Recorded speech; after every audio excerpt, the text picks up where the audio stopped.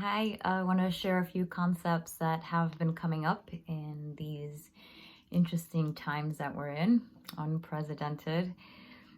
So, if you've seen any of some of my other content, I love to make connections to our energy centers, also known like chakras.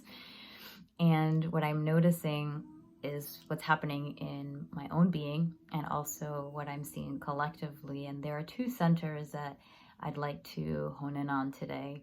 And perhaps you've had similar experiences or you've been looking to work on these centers yourself. And if that's the case and this resonates with you, then so be it.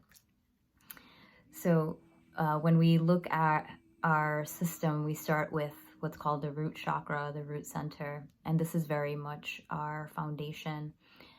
I like to see that or say that this is where trust starts to develop when we're born. That first attachment that we create is how our trust starts to develop. And so the root center is very much connected to our basic needs and our survival, our instinctual energy, our fight, our flight or freeze energy. It is our relationship to the physical body, to the physical matter around us, our physical environment, how we relate to it, connected to our food, our sleep, shelter, being safe and secure, our tribe, right, our family. And at the micro level, so much of my physical reality has started to shift. And I see that clearly at the macro level, the global level, the community level, that it's inevitable that we are connected and we feel that for one another, one way or another, sometimes through the negative, sometimes through the positive, because this center is highly connected to the energy of anger. And so that may be coming up, fear may be coming up. We want to make sure that we're safe and healthy. And so our physical body is, it's looking for ways to protect itself, right? And that can lead to chaos when our foundation is uncertain. As humans, we need certainty and uncertainty. Yet when it's at one extreme, it can make us act impulsively, act in ways where we're disconnected from the rationale, from connecting to source, sometimes not even tapping into truth and just acting. So it's really important to stay grounded. For me, it's been about being in nature as much as I can, staying connected to the earth, even if it's in the backyard. If it's not possible, then literally being on the ground. If you practice something like yoga, it could be a child's pose or a rock pose, so that it's that reminder of the stillness. It can also be connected to family and tribe, and so taking care of them. And we see how much people have been coming together, right? It's like a reminder of the equal energy within us, that we're all human beings. We all have these human needs, and we want to find ways and strategies to protect ourselves, and also to protect those that are within our circles. Yet there's also this thing coming up to our heart center, and these are the two centers that I see very active right now. I want to do my best to focus on the positive, because there are negative aspects showing up on both, right? And with the root, it's very much the anger, the fear, the scarcity, the mindset of not having enough, the protection, wanting to make sure, we've seen the hoarding and all of that. That's very much at the macro level, like, hey, I'm scared, I need to make sure my needs are met, so I'm going to take everything that I can. That's the root center manifesting itself at the macro and micro level. And then when we look at the heart, though, and in the positive, it's that we're coming together, we're seeing that we're all one. We're looking for ways to stay safe and to take care of the physical body, and honing in on the grounding and connecting to Mother Earth, to Gaia, connecting to our tribe is really, really important right now, so that we know that we're not alone. And so that brings me to the heart again, because I'm seeing so many beautiful connections and so many ways that humanity is caring for one another. And it is such a reflection of what we're capable of when we come from the heart.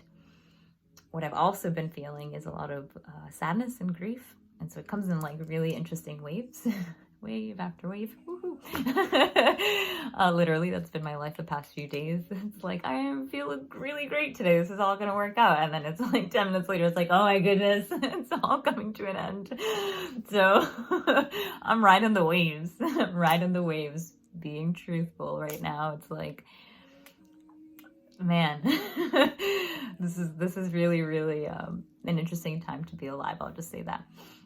And so going back to the heart, there is grief because all our physical reality is changing, and plans and future, and it's almost like creation is at a pause for a lot of people. It feels that way for a lot of other people. They still have to really function in this society. So, they're still going, they're still showing up for us. And so our heart energy is very much connected to our compassion and our empathy and gratitude. And so connecting to what you do have, who you do have around you, who's there that loves you and that you love. How do you show self-love in this time? How are you compassionate with self during these times when, internally we may be feeling a lot of anxiety and fear? Yet there's always light on the opposite side. There has to be. And so it's up to us to tap into that. It's our choice to tap into that. With the heart, it's connected to the element of air.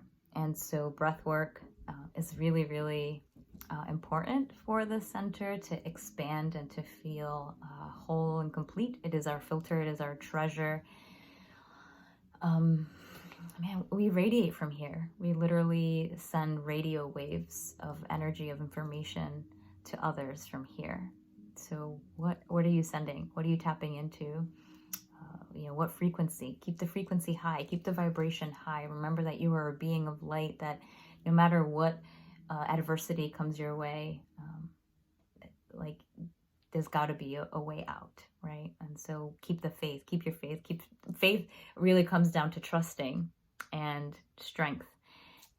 Going back to the very root center, trust is so big there. And so can we develop this faith that our needs are going to be met, and that humanity essentially will overcome, whatever comes our way, and that those beings of light that are here step up and come from the heart space and care for humanity. Send your love out to humanity. It's needed. You matter. Everyone that's connecting to the light matters right now.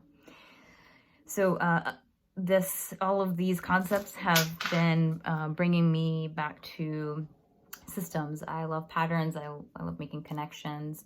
And it reminded me of this class that I got to take a few semesters ago. And this book is called Leadership and the New Science, Discovering Order in a Chaotic World by Margaret Wheatley. And I found this passage, found it to be very appropriate for this time. So I'd like to end with this. She writes, most of us have experienced this ride of chaos in our own lives. At the personal level, chaos has gone by many names, including dark night of the soul or depression. Always, the experience is a profound loss of meaning. Nothing makes sense in the way it did before. Nothing seems to hold the same value as it once did. These dark nights have been well documented in many spiritual traditions and cultures. They are part of the human experience, how we participate in the spiral dance of form, formlessness, and new form. As we reflect on the times when we personally have descended into chaos, we can notice that as it ends, we emerge changed, stronger in some ways, new. We have held in us the dance of creation and learned that growth always requires passage through the fearful realms of disintegration. So we may be in these fearful realms of disintegration as many systems start to self-regulate and self-organize and renew and shift for the highest good of humanity. And so participating in this dance of creation is up to you, and coming from the light is a choice. That's why the third eye represents the light and the dark. And we have the choice to create which with whatever aspect we want to tap into. So I urge you to step up being a light warrior, keep the faith, stay grounded, connect to your breath. That is your life force. And hold on tight. You know, we got this. Namaste.